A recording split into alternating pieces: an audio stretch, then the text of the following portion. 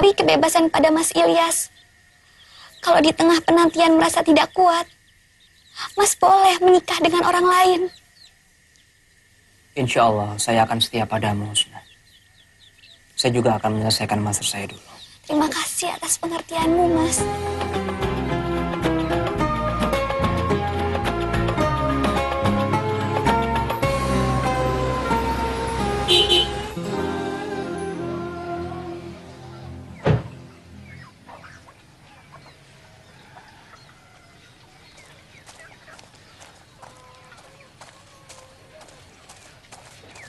Assalamualaikum. Waalaikumsalam warahmatullah.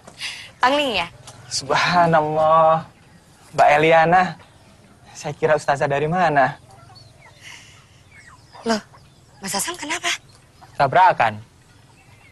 Mbak El? Husna? Bu E mana? Ini aku bawain jilbab Turki. Aku beli waktu umroh. Bu E sudah meninggal. Innalillahi wa inna ilaihi raji'un. Padahal aku udah janji sama beliau kalau datang lagi ke sini akan memakai busana muslimah dan juga akan memberikan jilbab. Mbak El, syuting solonya batal ya? Kok lihat tunggu belum juga? Schedule-nya dirubah ya. Jadi ngabisin yang di Jakarta dulu. Insya Allah minggu ini udah mulai kok. Tapi sebenarnya aku sengaja datang ke sini lebih awal karena ada yang aku rindukan. Siapa ayo? Ya dialah. Beberapa waktu yang lalu aku ada perasaan yang gak enak banget. Yang kebayang itu hanya mukanya Mas Azam. Ternyata ada kejadian seperti ini. Sebenarnya Mbak El mencintai Mas Azam apa enggak sih? Sejak di Alexandria, waktu itu Mas Azam dengan tegas menolak hadiah ciuman dari aku. Nah dari situ aku sadar kalau kakakmu itu orangnya berkarakter dan punya pendirian. Nah sejak itu aku mulai mencintainya. Tapi aku gengsi untuk menyampaikan padanya. Setelah kecelakaan ini, apa Mbak El masih suka padanya? Kecelakaan ini bukan hal yang istimewa. Nanti juga pasti sembuh seperti sedia kala. Kecelakaan fisik itu tidak bisa mengubah kalau ada cinta di hatinya. Tapi kalau kecelakaan moral seperti zina, narkoba, nah itu bisa menghilangkan cinta. Sampai sekarang perasaan aku masih sama kok. Sayang, Mbak El terlambat. Maksud kamu? Mas Azam sudah punya tunangan.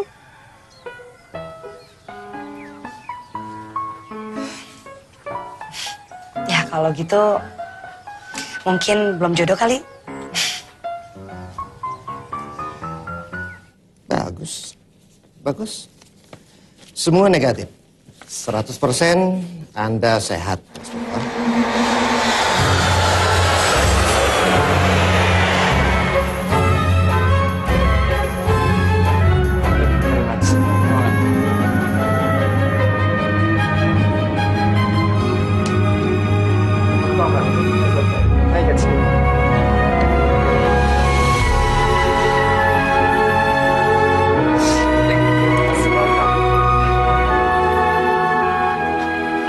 Yang saya hormati Mas Khairul Azam di Kartosuro. Assalamualaikum warahmatullahi wabarakatuh. Vivi tulis surat ini sungguh dengan hati hancur dan linangan air mata yang terus mengalir.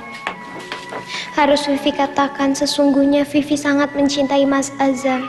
Tapi inilah Vivi, Siti Nurbaya di abad milenium. Ibu punya teman yang putranya baru pulang dari Syria. Dia melamar Vivi dan ibu menyetujuinya.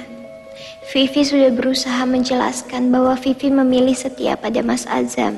Tapi Ibu tega menyuruh Vivi untuk meninggalkan Mas Azam dalam keadaan seperti itu. Loh, Azam sendiri yang mengatakan bahwa dia memberikan kepadamu kebebasan untuk memutuskan pertunangan kalau ada calon yang cocok. Salah kita apa? Tapi Bu,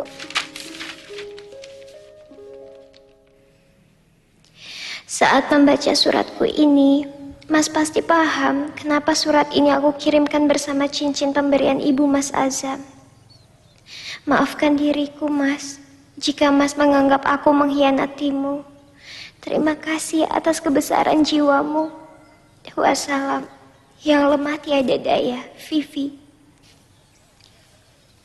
Kami berdua benar-benar kecewa dengan sikap keluarga Mas Zuhri. Bapak malu sama kamu, Zam. Malu sekali. Wes, gak usah sedih, Mas. Yakinlah, hanya jari gadis yang berhati bersih yang akan menerima cincin itu. Cincin yang dipilih dengan tulus oleh Bu kita tercinta. Bagaimana kalau cincin itu Mas Azam berikan kepada Mbak Eliana? Dia kan sudah belak-belakan mencintai Mas Azam.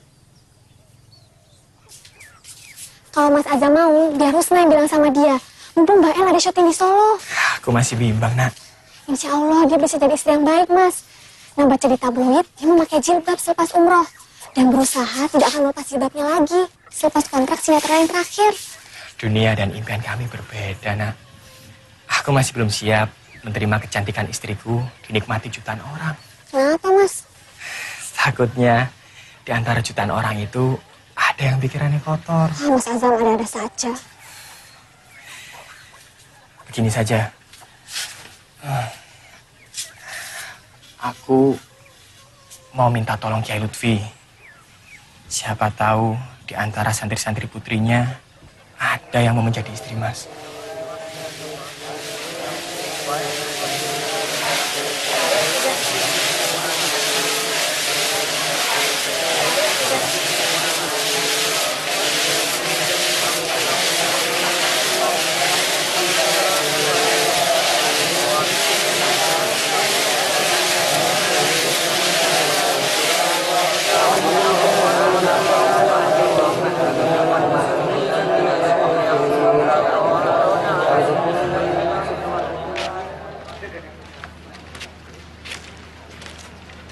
Pak Kiai, saya mau minta tolong.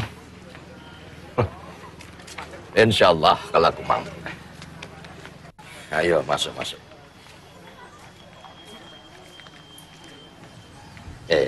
Sini, duduk di sini. Apa? Minta tolong apa? Begini Pak Kiai, saya sedang ikhtiar mencari siapa yang pas dan cocok menerima cincin ini, Pak Kiai. Di sini kan ada ratusan santriwati. Siapa tahu ada satu yang cocok dan mau menerima cincin ini, Pak Kiai. Orang tua tunangan saya sudah tidak sabar menunggu kesembuhan saya. Cincin ini dikembalikan dan gadis itu menikah dengan orang lain. Terang, saya sudah lelah untuk menemukan jodoh, Pak Kiai. Saya pikir Vivi adalah jodoh saya. Tapi ternyata saya titipkan cincin ini pada Pak Kiai. Kalau Pak Kiai merasa ada yang pantas dan cocok untuk memakainya, silakan Pak Kiai pakaikan di jarinya. Insya Allah, saya sami'na wa ata'na, Pak Kiai.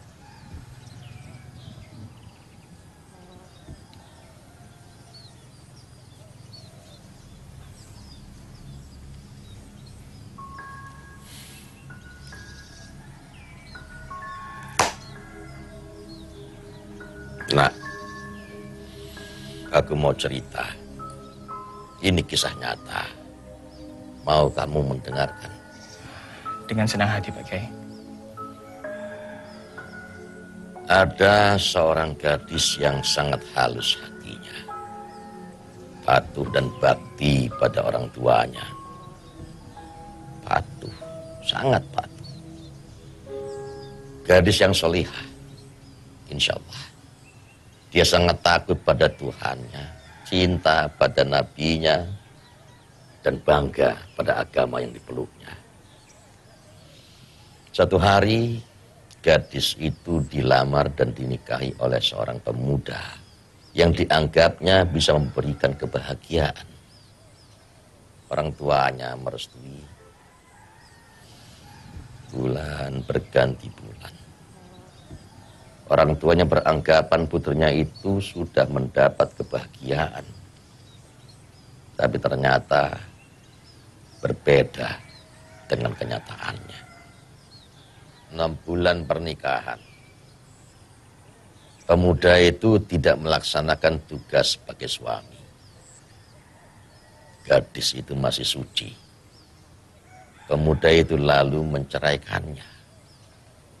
Sekarang, pertanyaanku, mau kamu menikah dengan gadis itu? Kalau Pak Kiai menjamin, insya Allah saya mau. Kamu tidak ragu? Apa menurut Pak Kiai, dia pantas untuk saya dan saya pantas untuknya? Insya Allah. Saya tidak ragu sama sekali Pak Kiai. Kalau begitu,